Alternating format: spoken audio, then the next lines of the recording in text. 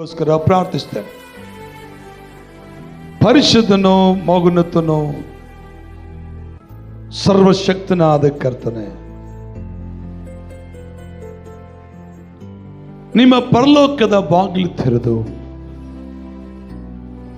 ಈ ವಾಕ್ಯವನ್ನು ಮಾತನಾಡುವಾಗ ನಾನಾಗಿ ಮಾತನಾಡೋದು ಬೇಡಪ್ಪ, ನೀನೇ ಮಾತನಾಡಬೇಕೆಂಬುದಾಗಿ ಬೇಡಿಕೊಳ್ಳುತ್ತೇನೆ. ಆತ್ಮಸ್ವರೂಪನೇ, ಆಲೋಚನಾ ಕರ್ತನೆ, ಸತ್ಯ ಸ್ವರೂಪನೇ, ಯೇಸು ಕ್ರಿಸ್ತನ ನಾಮದಲ್ಲಿ ನಿಮಗೆ ಮೊರೆಯಿಡುತ್ತಾರೆ. ಈ ವಾಕ್ಯವು ನನ್ನ ಜೀವಿತವನ್ನ ಕಟ್ಟಿ ಸರಿ ಮಾಡಿ ಯೇಸುವಿನ ರಕ್ತದ ಕೋಟೆ ಒಳಗೆ ಭದ್ರಪಡಿಸು. ಹಾಗೆ ಮಾಡ್ತೀರಂತ ನಂಬಿ ಯೇಸುವಿನ ಹೆಸರಿನಲ್ಲಿ ಆಮೆನ್, ಆಮೆನ್, ಹಲ್ಲೆಲೂಯಾ. ಇವತ್ತು ನಾನು ನಿಮ್ಮೊಟ್ಟಿಗೆ ಮಾತನಾಡಿದ ವ್ಯಕ್ತಿಯ ಹೆಸರು ಗಿದ್ಯೋನ್.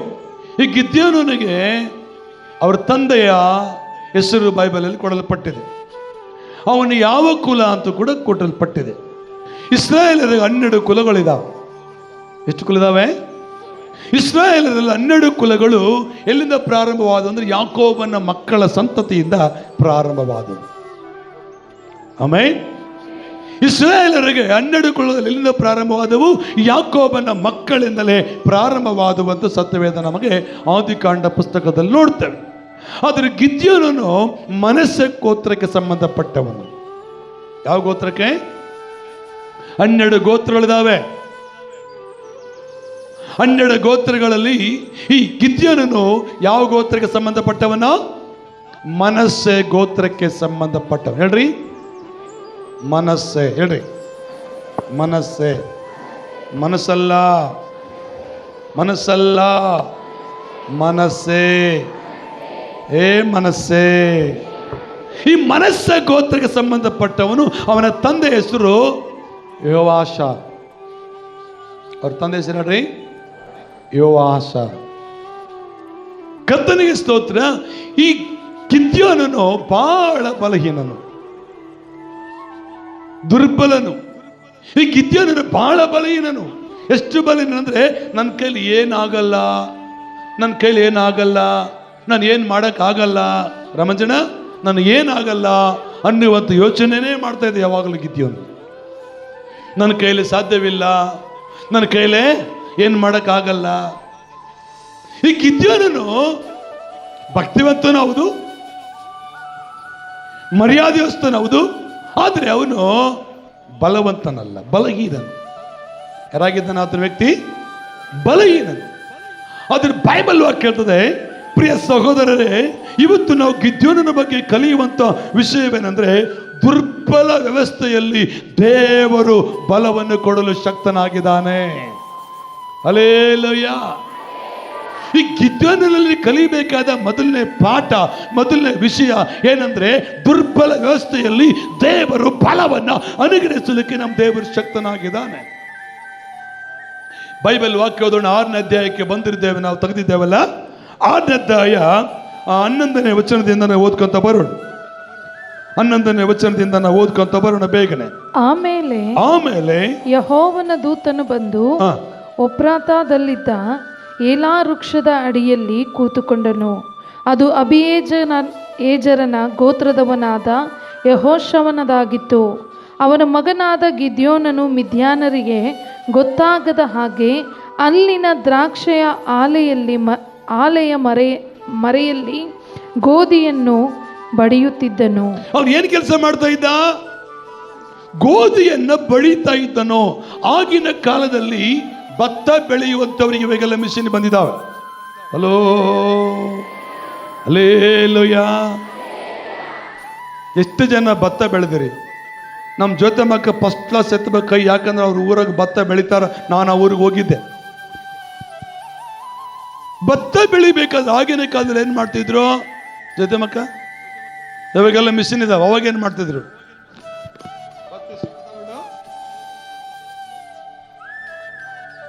ಹೇಳಮ್ಮ, ನೀನು ಹೇಳ್ಬೇಕು ನಮ್ಮಕ್ಕ. ನೀನು ಮಾಡ್ಕೊಂಡಿಲ್ಲಪ್ಪ. ಯಾವ ಊರದು? ಮಾಲೆ. ಏನು ಮಾಡ್ತಿದ್ರಿ? ಭತ್ತ ತಗೊಂಡು ಕೊಯ್ದು ಆಮೇಲೆ ಇದು ಎಲ್ಲೋದ್ರ ಅಕ್ಕ ಅಕ್ಕ ಎಲ್ಲಿದ್ದಾರೆ? ಆಮೇಲೆ ಇದು ಅಂತಾರಮ್ಮ ಬಡಿಯೋದು, ಹಂಗನ್ಬೇಕು. ಮತ್ತೆ ಇದು ಅಂದ್ರೆ ನಾನು ಹೆಂಗೆ ಹೇಳ್ತೇನೆ, ಇಲ್ಲಿ ಗಿದ್ಯೋನನ್ನು ಕೂಡ ಗೋಧಿ ಸಿವುಡನ್ನ ಬಡಿತಾ ಇದ್ದಾನೆ. ಹಲ್ಲೆಲೂಯ. ಅಂದ್ರೆ ಯಾರ ಮಗ? ರೈತನ ಮಗ ಅನ್ಕೊಳ್ಬೋದು ನಾವೀತನ. ಗೋಧಿ ಭತ್ತ ಯಾರು ಬೆಳಿತಾರೆ? ರೈತನ ತಾನೆ. ಈ ಗಿದ್ಯೋನನ್ನು ಕೂಡ ರೈತನ ಮಗ ಅಂತ ಭಾವಿಸ್ಕೊಳ್ಳೋಣ. ಅಲ್ಲಿ ಬೈಬಲ್ ವಾಕ್ಯ ಇರ್ತದೆ, ಅಲ್ಲಿನ ದ್ರಾಕ್ಷೆಯ ಅಲೆಯ ಮರೆಯಲ್ಲಿ ಗೋಧಿಯನ್ನು ಬಡಿಯುತ್ತಿದ್ದನು. ಯೆಹೋವನ ದೂತನು ಗಿದ್ಯೋನನಿಗೆ ಪ್ರತ್ಯಕ್ಷವಾಗಿ ಅವನಿಗೆ, ಪರಾಕ್ರಮಶಾಲಿಯೇ, ಯೆಹೋವನು ನಿನ್ನ ಸಂಗಡ ಇದ್ದಾನೆ ಅಂದನು. ದೇವರೇನಂತನ ಗಿದ್ಯೋನನಿಗೆ? ಪರಾಕ್ರಮಶಾಲಿ ಅಂತ. ದೇವ್ರಂದ್ರೆ ನಾನು ಪರಾಕ್ರಮಿ ಅಲ್ಲಪ್ಪ. ಕೆಳಗೆ ಹೇಳ್ತಾನೆ, ನಾನು ಪರಾಕ್ರಮಿ ಅಲ್ಲ, ನಾನು ಬಲವಂತವನಲ್ಲ, ನಾನು ಶಕ್ತಿಶಾಲಿ ಅಲ್ಲ. ಅಲ್ಲಿ ಹೇಳ್ತಾನೆ ಪರಾಕ್ರಮಶಾಲಿಯೇ, ಯೆಹೋವನು ನಿನ್ನ ಸಂಗಡ ಇದ್ದಾನೆ ಅಂದನು. ಆಗ ಗಿದ್ಯೋನನು ಅವನಿಗೆ ಸ್ವಾಮಿ, ಯೆಹೋವನು ನಮ್ಮ ಸಂಗಡ ಇದ್ದರೆ ನಮಗೆ ಇದೆಲ್ಲ ಯಾಕೆ ಸಂಭವಿಸಿತು? ಹಲ್ಲೆಲೂಯ. ಕೈಗಳಿಲ್ಲ, ಬಾಯಸಲೇ ಇಲ್ಲ. ದೇವರು ಮಾತನಾಡುವಾಗ ಗಿದ್ಯೋನಂತ ಉತ್ತರ ಕೊಡ್ತಾನೆ ಗೊತ್ತಾ? ದೇವರು ಏನಂತ ಹೇಳ್ತಾನೆ ಗಿದ್ಯೋನನಿಗೆ? ಯೆಹೋವನು ನಮ್ಮ ಸಂಗಡ ಇದ್ದರೆ ನಮಗೆ. ದೇವರು ಏನ್ ಹೇಳ್ತಾನೆ ಗಿದ್ಯೋನನಿಗೆ? ಪರಾಕ್ರಮಶಾಲಿಯೇ ಅಂತ ದೇವ್ರು ಹೇಳಿದ್ರೆ ಈತ ಹೇಳ್ತಾನೆ, ನೀನು ಪರಾಕ್ರಮಶಾಲಿ ಅಂತ ಹೇಳ್ತೀಯಲ್ಲ, ದೇವರು ನಮ್ಮ ಜೊತೆಗೆ ನಮ್ಗೆ ಯಾಕಪ್ಪ ಇಂಥ ಕಷ್ಟ ಬರ್ತಿತ್ತು? ದೇವ್ರದ್ದು ಹಿಂಗೆ ಯಾಕೆ ಆಗ್ಬೇಕಾಗಿತ್ತು ಅಂದಿರಾ? ನೀ ಯಾವಾಗನ ನನ್ನ ಕನ್ನಡ ನಿಮ್ಗೆ ಅರ್ಥ ಆಗ್ತದ? దేవుడింటే ఎందుకు ఇట్లా అవ్వాలా అనుకున్నావా ఎప్పుడన్నా? ఒక చేయి రెండు చేతులు ఒక చేతులు ಎತ್ತು ಅನ್ಕೊಂಡೆ. ಅಂದ್ಕೊಂಡಿದ್ರೆ ಕೈ ಎತ್ತು.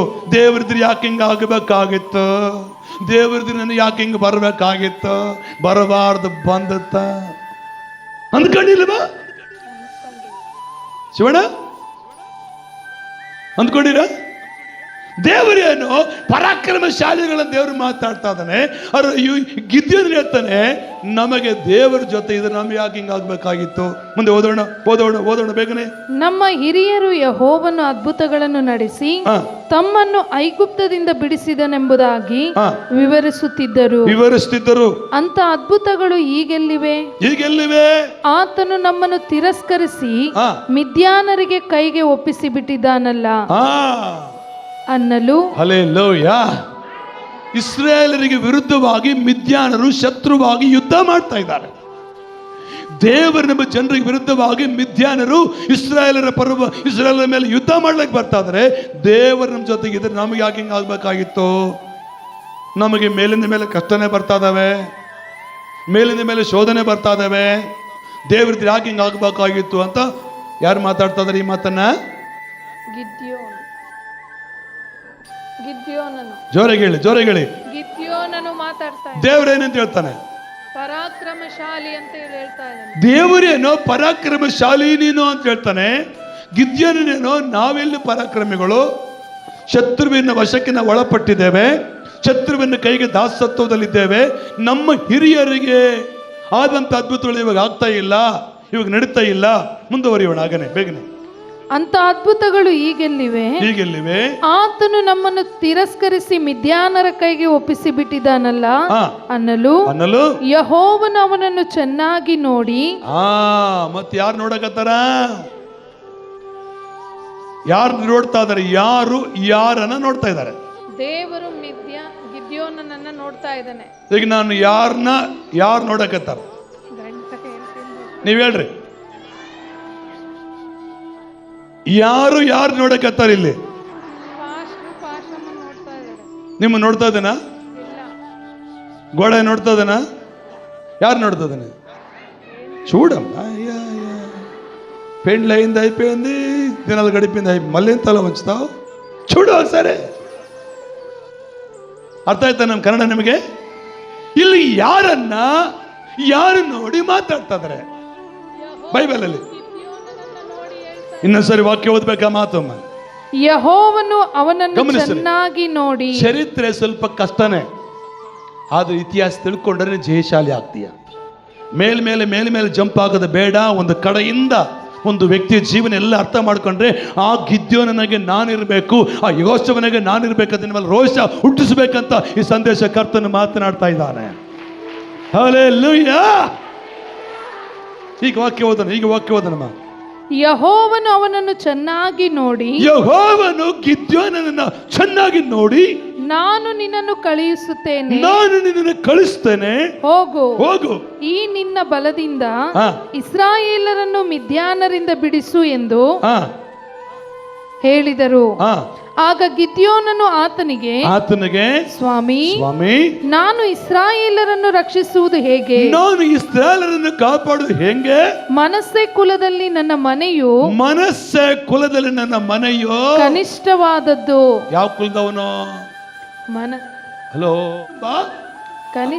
ಕನಿಷ್ಠವಾದದ್ದು ಅಂದ್ರೆ ಅವನು ಬಲ ಇಲ್ದವನು, ಶಕ್ತಿ ಇಲ್ದವನು, ಸಾಮರ್ಥ್ಯ ಇಲ್ದವನು. ನನ್ನ ಕೈಲಿ ಏನು ಆಗಲ್ಲ, ನನ್ನ ಪರಿಸ್ಥಿತಿ ಏನು, ನನ್ನ ಕೈಲಿ ಸಾಧನೆ ಮಾಡೋಕ್ಕಾಗಲ್ಲ, ಜಯ ಬಂದಕ್ಕಾಗಲ್ಲ ಅಂತ ಗಿದ್ಯೋನ್ ಅಂದ್ಕೊಳ್ತಾ ಇದ್ದಾನೆ.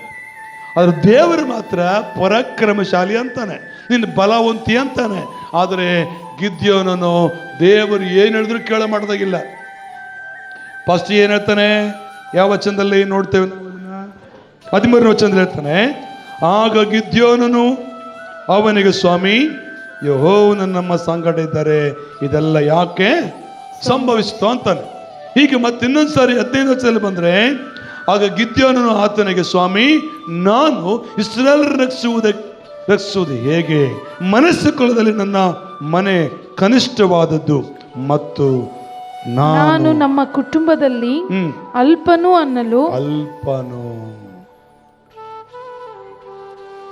ಯಾರಂತೆ ಅಲ್ಪನಂದ್ರೆ? ಯಾರು? ಸ್ವಲ್ಪ. ನನ್ನ ಕೈ ಕೆಳಗಿದೆಯಾ ಮೇಲಿದೆಯಾ? ಮೇಲೆ. ಅರುಣ, ನನ್ನ ಕೈ ಮೇಲಿದೆಯಾ ಕೆಳಗಿದೆಯಾ? ಅಲ್ಪನಂದ್ರೆ ಅರ್ಥ ಏನು? ಎಲ್ಲರಿಗಿಂತಲೂ ಮನಸ್ಸೆ ಕುಲದಲ್ಲಿ ನನ್ನ ಕುಟುಂಬ ಕನಿಷ್ಠವಾದದ್ದು. ಆದ್ರೆ ಅಲ್ಲಿ ಏನಾಗ್ತಾನೆ? ನಾನು ನಮ್ಮ ಕುಟುಂಬದಲ್ಲಿ ಅಲ್ಪನು, ಸಣ್ಣವನು, ಚಿಕ್ಕವನು ಅಂತ ಅರ್ಥ. ಹಲ್ಲೆಲೂಯಾ. ಅಂದ್ರೆ ಗಿದ್ಯೋನ ಏನ್ ಪ್ಲಾನ್ ಮಾಡ್ತಾನೆ? ನಾನು ಬಿಟ್ಟು ಬಿಡು, ಬೇರೆ ಯಾರು ನೋಡ್ಕ ಅಂತ. ಗಿದ್ಯೋನ ಏನಂತಾನೆ? ನನ್ನ ಪಾಡಿಗೆ ನನ್ನ ಹೇಳಿ ಬಿಟ್ಟುಬಿಡು, ಬೇರೆ ಯಾರನ್ನಾದ್ರೂ ನೋಡ್ಕ ಅಂತ. ಇವರು ಮೋಸ ಅಣ್ಣ ತಮ್ಮ ಇರ್ಬೋದೇನೋ ಗೊತ್ತಿಲ್ಲ. ಮೋಸಗಳು ಹಂಗೆ ಮಾತಾಡ್ತಾನೆ ದೇವ್ರು ಕರೆದಾಗ. ಹಲ್ಲೆಲೂಯಾ. ಕೈಗಳಿದ್ರೆ ಹೇಳಿ. ಮನಸ್ಸ ಕುಲದಲ್ಲಿ ನಮ್ಮ ಕುಟುಂಬ ಕನಿಷ್ಠವಾದದ್ದು. ಆದ್ರೆ ನನ್ನ ಮನೆಯಲ್ಲಿ ನಾನು ಬಹಳ ಅಲ್ಪನು, ಚಿಕ್ಕವನು. ಇವನು ಏನೆಲ್ಲ ಏನ್ ಹೇಳ್ತಾನೆ? ವಂಕರ್ ಡಂಕರ್ ಮಾತಾಡಿ ತಪ್ಪಿಸ್ಕೊಳ್ಳೋಕೆ ಪ್ಲಾನ್ ಮಾಡ್ತಾನೆ. ಆದ್ರೆ ದೇವರು ಮಾತನಾಡ್ತಕ್ಕಂಥ ಮಾತು ಮುಂದೆ ಓದೋಣ. ಯೆಹೋವನು ಅವನಿಗೆ, ನಾನು ನಿನ್ನ ಸಂಗಡ ಇರುವುದರಿಂದ ನೀನು ಮಿದ್ಯಾನರೆಲ್ಲರನ್ನು ಒಬ್ಬ ಮನುಷ್ಯನನ್ನು ಎಂಬಂತೆ ಸಂಹರಿಸಿಬಿಡುವೆ ಅಂದನು. ಹಲ್ಲೆಲೂಯಾ. ಇಸ್ರಾಯೇಲರು ಸ್ವಲ್ಪ ಜನ, ಮಿದ್ಯಾನರು ಬಹಳ ಜನ ಇದ್ದಾರೆ. ಇವ್ರ ಮೇಲೆ ಯುದ್ಧ ಮಾಡಕ್ ನನಗೆ ಆಗಲ್ಲ ಅಂತ ಗಿದ್ಯೋನನು ಭಯಪಟ್ಟು ಹಿಂಸರಿತಾ ಇದ್ದಾನೆ. ಗಿದ್ಯೋನನು ಯಾವ ಕುಲದವನು ಹೇಳಿ? ಆ ಮನಸ್ಸೆ ಕುಲದಲ್ಲಿ ಅವ್ರ ಮನೆ ಎಂತದ್ದು? ಚಿಕ್ಕದು, ಅಲ್ಪವಾದದ್ದು. ಆ ಮನಸ್ಸೆ ಕುಲದಲ್ಲಿ ಅವ್ರ ಮನೆ ಸಣ್ಣದು. ಅವರ ಮನೆಯಲ್ಲಿ ಇವನು ಕೂಡ ಸಣ್ಣವನು ಅಂತ ಹೇಳ್ತಾನೆ. ಆದರೆ ದೇವರು ಹೇಳ್ತಾನೆ, ನಾನು ನಿನ್ನ ಸಂಗಡ ಇದ್ದೇನೆ, ನೀನು ಜಯ ಹೊಂದುತ್ತೀಯ. ಹೇಳಿ ಹಲ್ಲೆಲೂಯಾ. ಹೇಳಿ ಹಲ್ಲೆಲೂಯಾ. ಹೇಳಿ ಹಲ್ಲೆಲೂಯಾ. ನಂಬರ್ 1, ದುರ್ಬಲವಾದ ಸಮಯದಲ್ಲಿ ದೇವರು ನಮ್ಮನ್ನ ಬಲಪಡಿಸಲು ಶಕ್ತನೋ? ಹೇಳ್ರಿ. ದುರ್ಬಲವಾದ ಸಮಯದಲ್ಲಿ ದೇವರ ಬಲಪಡಿಸ್ತಾನೆ. ಬಲಹೀನ ಸಮಯದಲ್ಲಿ ದೇವರನ್ನು ಬಲಪಡಿಸ್ತಾನೆ. ಕೈಗಳನ್ನು ಎತ್ತಿ ಮಾತನಾಡಬೇಕು, ಗಂಭೀರವಾಗಿ ಮಾತನಾಡಬೇಕು. ವಾಕ್ಯ ಕೇಳಿಸಿಕೊಳ್ಳುವಾಗ ಅದು ನನ್ನ ಜೀವಿತಕ್ಕೆ ತಾಕುವಂಥದ್ದು, ಅದು ನನ್ನ ಕುಟುಂಬನ ಬದಲಾಯಿಸುವಂತ ವಾಕ್ಯ ಎಂಬುದಾಗಿ ನಂಬಬೇಕು. ಆಮೆನ್. ಹೇಳಿ ಹಲ್ಲೆಲೂಯ. ನಾನು ಬಲಹೀನನಾಗಿರ್ಬೋದು, ಹೇಳ್ರಿ ನಾನು ಬಲಹೀನನಾಗಿರ್ಬೋದು, ನನ್ನಲ್ಲಿರುವ ದೇವರ ಬಲವಂತನು. ನಾನು ಅಲ್ಪನಾಗಿರ್ಬೋದು, ನನ್ನಲ್ಲಿರುವ ದೇವರು ದೊಡ್ಡವನು. ಹಲ್ಲೆಲೂಯ. ನನ್ನೊಂದು ಏನು ಮಾಡಲು ಸಾಧ್ಯವಿಲ್ಲ, ನನ್ನೊಳಗಿರೋ ದೇವರಿಗೆ ಎಲ್ಲವೂ ಸಾಧ್ಯ. ಸಾಧ್ಯವು, ಎಲ್ಲ ಸಾಧ್ಯವು, ನಿನ್ನಿಂದ ಎಲ್ಲ ಸಾಧ್ಯ. ಅಸಾಧ್ಯವು ಒಂದು ಇಲ್ಲ, ನಿನ್ನಿಂದ ಸಾಧ್ಯವು ಒಂದು ಇಲ್ಲ. ಸಾಧ್ಯವೋ ಎಲ್ಲ ಸಾಧ್ಯವೋ, ನಿನ್ನಿಂದ ಎಲ್ಲ ಸಾಧ್ಯ. ಅಸಾಧ್ಯವು ಒಂದು ಇಲ್ಲ, ನಿನ್ನಿಂದ ಸಾಧ್ಯವು ಒಂದು ಇಲ್ಲ. ಸಾಧ್ಯವೋ ಎಲ್ಲ ಸಾಧ್ಯವೋ, ನಿನ್ನಿಂದ ಎಲ್ಲ ಸಾಧ್ಯ. ಅಸಾಧ್ಯವೋ ಒಂದು ಇಲ್ಲ, ನಿನ್ನಿಂದ ಸಾಧ್ಯವೋ ಒಂದು ಇಲ್ಲ. ಸಮುದ್ರ ನಿನ್ನ ಕಂಡು ಹೆದರಿ ಓಡಿತಯ್ಯ. ಸಮುದ್ರ ನಿನ್ನ ಕಂಡು ಹೆದರಿ ಓಡಿತಯ್ಯ. ಯೋರ್ದಾನ್ ನಿನ್ನ ಕಂಡು ಹಿಂಜಾರಿ ಓಡಿತಯ್ಯ. ಯೋರ್ದಾನ್ ನಿನ್ನ ಕಂಡು ಹಿಂಜಾರಿ ಓಡಿತಯ್ಯ. ಸಾಧ್ಯವೋ ಎಲ್ಲ ಸಾಧ್ಯವೋ, ನಿನ್ನಿಂದ ಎಲ್ಲ ಸಾಧ್ಯ. ಅಸಾಧ್ಯವೋ ಒಂದು ಇಲ್ಲ, ನಿನ್ನಿಂದ ಸಾಧ್ಯವೋ ಒಂದು ಇಲ್ಲ. ಸಾಧ್ಯವೋ ಎಲ್ಲ ಸಾಧ್ಯವೋ, ನಿನ್ನಿಂದ ಎಲ್ಲ ಸಾಧ್ಯ. ಅಸಾಧ್ಯವೋ ಒಂದು ಇಲ್ಲ, ನಿನ್ನಿಂದ ಸಾಧ್ಯವೋ ಒಂದು ಇಲ್ಲ. ನಿನ್ನಿಂದ ಸಾಧ್ಯವೋ ಒಂದು ಇಲ್ಲ, ನಿನ್ನಿಂದ ಸಾಧ್ಯವೋ ಒಂದು ಇಲ್ಲ. ಆಮೆನ್. ಬಲಹೀನತೆ ಸಮಯದಲ್ಲಿ ದೇವರು ಬಲಪಡಿಸಲು ಶಕ್ತನು. ಗಿದ್ಯೋನನು ಬಲಹೀನನು ಅಂತ ಹೇಳ್ತಾನೆ, ಅಲ್ಪನ ಅಂತ ಹೇಳ್ತಾನೆ. ಅಂದ್ರೆ ಅರ್ಥ ಏನೋ? ಅಲ್ಪನಂದ್ರೆ ಏನಂತ, ನನ್ನ ಕೈಲಿ ಏನು ಮಾಡಕ್ಕೆ, ಅದೇ ತಾನೇ ಅದ್ರ ಅರ್ಥ. ಹಲೋ, ನಾನು ಅಲ್ಪನು, ನನ್ನ ಮನೆ ಕೂಡ ಅಲ್ಪವಾದದ್ದು, ನನ್ನ ಕೈಲಿ ಏನು ಆಗಲ್ಲ ಅಂತ ಅರ್ಥ. ಅವ್ರು ದೇವರು ಹೇಳ್ತಾನೆ, ನಾನು ನಿನ್ನ ಸಂಗಡ ಇರುತ್ತೇನೆ. 16 ವಚನ ಹೇಳ್ತದೆ, ನಾನು ನಿನ್ನ ಸಂಗಡ ಇರುವುದರಿಂದ ನಿನ್ನ ಮಿದ್ಯಾನರೆಲ್ಲರನ್ನು ಒಬ್ಬ ಮನುಷ್ಯನನ್ನೋ ಎಂಬಂತೆ ಸಂಹರಿಸಿ ಬಿಡುತ್ತಿ. ಎಂತ ದೇವರು! ಗಿದ್ಯೋನನ ಬಲಹೀನಂತ ಅಂದ್ಕೊಳ್ತಾನೆ, ಗಿದ್ಯೋನನು ಕೇವಲ ಅಲ್ಪನಂತಕೊಳ್ತಾನೆ. ಅವ್ರ ದೇವರು ಹೇಳ್ತಾನೆ, ನೀನು ಅಲ್ಪನಂತ ಯಾಕೆ ಅನ್ಕೊಳ್ತೀಯಪ್ಪ, ನಾನು ನಿನ್ನ ಜೊತೆ ಇರ್ತೇನೆ. ಆಮೇಲೆ ನಂಬರ್ 1, ಬಲಹೀನತೆಯಲ್ಲಿಯೂ ದೇವರು ನಮ್ಮನ್ನು ಬಲಪಡಿಸಲು ಶಕ್ತನು.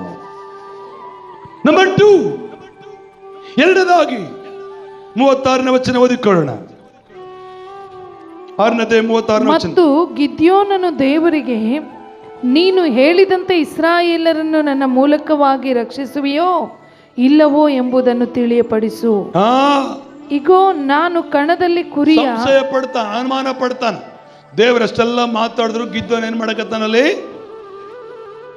ನೀನ್ ಬೇಕಾದ್ರೆ 1ನೇ ವಚನದಿಂದ 1ನೇ ವಚನದಿಂದ ಸುಮಾರು 35 ವಚನ ಓದ್ಕೊಂಡು ಬಂದ್ರೆ, ನಾನು ನಿನ್ನ ಸಂಗಡ ಇದ್ದೇನೆ, ನಿನ್ನ ಜೊತೆ ಇದ್ದೇನೆ, ನೀನು ಭಯಪಡಬೇಡ, ಧೈರ್ಯವಾಗಿರು ಅಂತ ಇಷ್ಟೆಲ್ಲ ಮಾತಾಡಿದ್ರು. ಲಾಸ್ಟ್ಗೆ ಏನು ಮಾಡ್ದಕ್ಕತ್ತಾನೆ ಗೊತ್ತಮ್ಮ? ಪ್ರಿಯಾಂಕಾ ಗಾಂಧಿ ಸಂಶಯ ಪಡ್ತಾ ಇದ್ದಾನೆ. ಪ್ರಿಯಾಂಕಾ ಗಾಂಧಿ ಇಲ್ಲಿಲ್ಲ ಇದ್ದಾರೆ ಅಂತೀರಾ? ನಮ್ಮ ಚರ್ಚೆಗೆ ಪ್ರಿಯಾಂಕಾ ಇದ್ದಾರೆ. ನಾನು ಹೆಸರಿದ್ದರೆ ಮಾತಾಡ್ತೇನೆ. ಹಲ್ಲೆಲೂಯಾ. ಎರಡನೇದಾಗಿ ನಾನು ನಿಮ್ಮೊಟ್ಟಿಗೆ ಮಾತಾಡೋ ಮಾತಂದ್ರೆ, ಸಂಶಯದಲ್ಲಿಯೂ ದೇವರು ಸಹನೆ ಉಳ್ಳವನಾಗಿರ್ತಾನೆ. ನೀನು ಕೆಲವು ಸಾರಿ ಸಂಶಯ ಪಡ್ತೀಯ ದೇವರ ಮೇಲೆ. ಅಂದ್ರೆ ಸಂಶಯ ಅಂದ್ರೆ ಅನುಮಾನ ಪಡ್ತೀಯ. ಅಂತ ಟೈಮಲ್ಲಿ ದೇವರು ಕೋಪ ಮಾಡಿಕೊಳ್ಳಲ್ಲ, ದೇವರು ಕೋಪಿಷ್ಟನಾಗುವುದಿಲ್ಲ. ಬಹಳ ಸಾರಿ ಅನುಮಾನ ಪಟ್ಟಿವಿ ನಾವು. ಪಟ್ಟಿಲ್ಲ? ದೇವರ ಮೇಲೆ ಅನುಮಾನ ಯಾರು ಪಟ್ಟಿಲ್ಲ? ಸೋತ್ರ. ದೇವ್ರ ಮೇಲೆ ಯಾರು ಸಂಶಯ ಪಟ್ಟಿಲ್ಲ? ನೀನ್ ದೇವರಾಗಿದ್ದೆ ಹಿಂಗ್ ಮಾಡು ಅಂದಿಲ್ಲ? ಕೈ ತೋರಿಸ್ರಿ. ಹೊಸ ಭಾಷೆ ಮಾತಾಡಕತ್ತೀನ, ಕನ್ನಡ ಮಾತಾಡ್ತಾನ ಇಲ್ಲ ಕಲಿಬೆರಕೆ ಕನ್ನಡ ಮಾತಾಡಕತ್ತೇನ? ನೀವೆಲ್ಲ ನೋಡ್ತಿದ್ರೆ ನನಗೆ ಭಯ ಅನಿಸ್ತದೆ. ಅಲ್ಲೆಲ್ಲೋಗಿ ಆಯಮ್ಮ ನಗತ್ತಾಳೆ. ಅಂದ್ರೆ ನಾನು ಯಾಕೆ ರಿಪ್ಲೈ ಇಲ್ಲ ಅಂದ್ರೆ, ತಿರುಗಿ ಉತ್ತರ ಕೊಡ್ತಾ ಇಲ್ಲ ಅಂದ್ರೆ ನನ್ನ ಭಾಷೆ ನಿಮ್ಗೆ ಅರ್ಥ ಆಗ್ತಾ ಇಲ್ಲವ ಏನೋ, ಇಲ್ಲ ಸ್ಪೀಡ್ ಆಗ್ತದೇನೋ ಗೊತ್ತಿಲ್ಲ. ದಯಮಾಡಿ ನಾನು ಹೇಳ್ರಿ, ನಾನು ನಿಧಾನ ಹೋಗ್ತಾನೆ. ನಾನು ಎಷ್ಟು ಮುಗಿಸ್ಬಿಟ್ಟಿನ ಉದ್ದೇಶ ಅದಲ್ಲ. ಎಷ್ಟು ಪ್ಲೇಟಾಗಿ ಇಟ್ಟರೆ ಊಟ ಗಬ ಗಬ ತಿನ್ನೋದು ಮುಖ್ಯವಲ್ಲ, ಎಷ್ಟು ಜೀರ್ಣ ಆಗ್ತದೆ ಅದು ಮುಖ್ಯ. ಡೈಜೆಷನ್ ಆಗುವಾಗಲೇ ಶಕ್ತಿ ಬರ್ತದೆ. ಹಿಂಗೆ ತಿಂದದ್ದು ಹಿಂಗೆ ಹೋಗ್ಬಿಟ್ರೆ ವೇಸ್ಟ್ ಅಲ್ಲ. ದೇವರು ಗಿದ್ಯೋನನ ಸಂಶಯದಲ್ಲಿ ಸಹನೆ ಉಳ್ಳವನಾಗಿದ್ದಾನೆ. ದೇವರಿಗೆ ಪ್ರಶ್ನೆ ಮಾಡ್ತಾನೆ.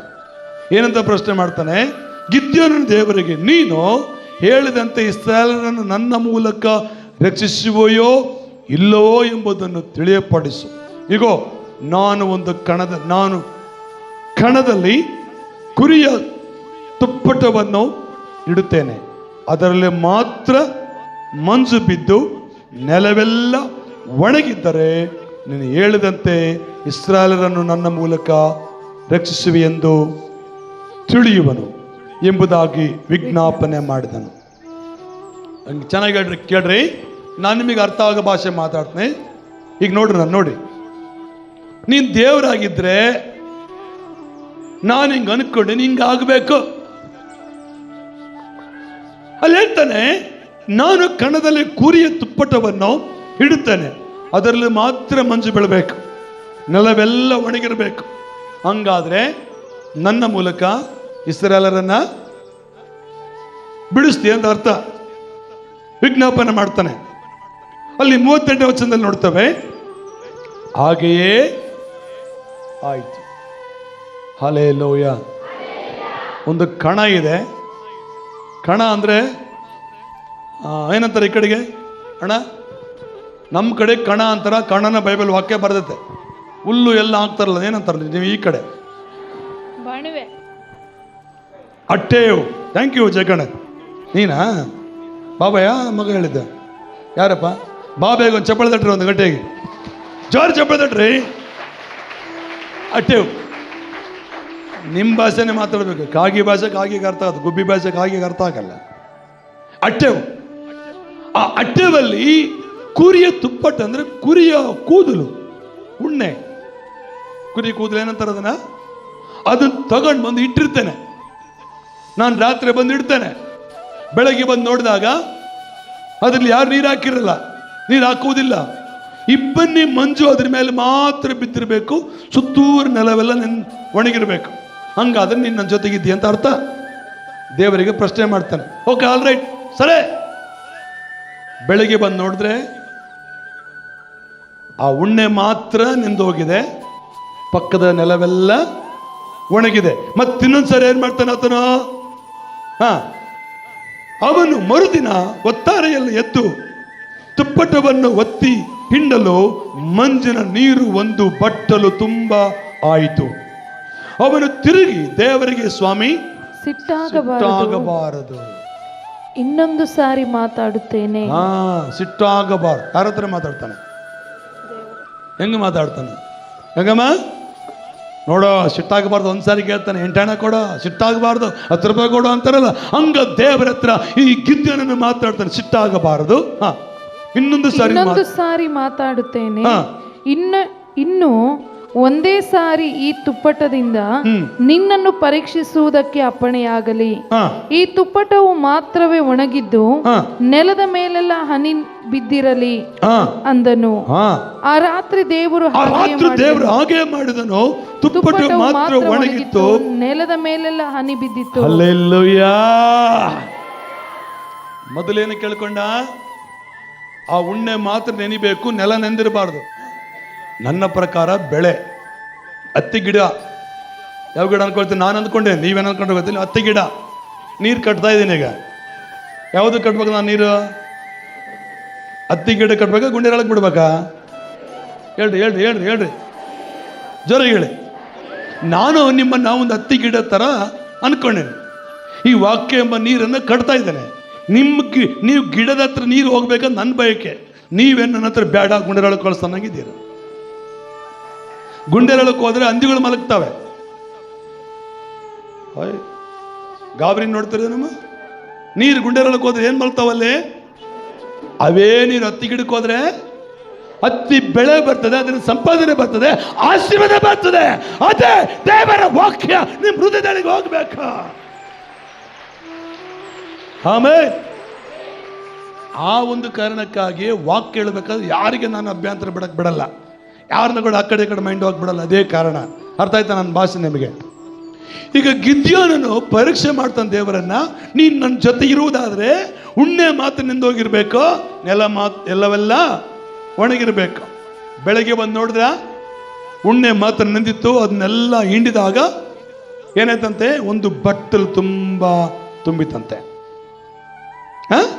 ಹಂಗೈತೆ 39 ವಚನದಲ್ಲಿ ಒಂದು ಬಟ್ಟಲು ತುಂಬಾ ಐತಂತೆ. ಬಟ್ಟಲು ಅಂದ್ರೆ ಇದಕ್ಕಿಂತ ದೊಡ್ಡದಿರ್ಬೋದೇನೋ ಗೊತ್ತಿಲ್ಲ. ಮತ್ತೆ ಮರುದಿನ ಸ್ವಾಮಿ ಸಿಟ್ಟಾಗಬಾರದು, ಇನ್ನೊಂದು ಸರಿ ಪರೀಕ್ಷೆ ಮಾಡುತ್ತೇನೆ.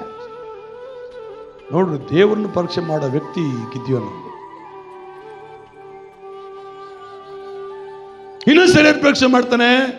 ಸ್ವಾಮಿ, ಆ ಉಣ್ಣೆ ಮಾತ್ರ ಒಣಗಿರ್ಬೇಕು, ನೆಲವೆಲ್ಲ ನೆಂದಿರ್ಬೇಕು. ಮರುದಿನ ಬೆಳಗ್ಗೆ ಬಂದು ನೋಡಿದ್ರೆ ಉಣ್ಣೆ ಮಾತ್ರ ಒಣಗಿತ್ತು, ನೆಲವೆಲ್ಲ ಹಲ್ಲೆಲೂಯ.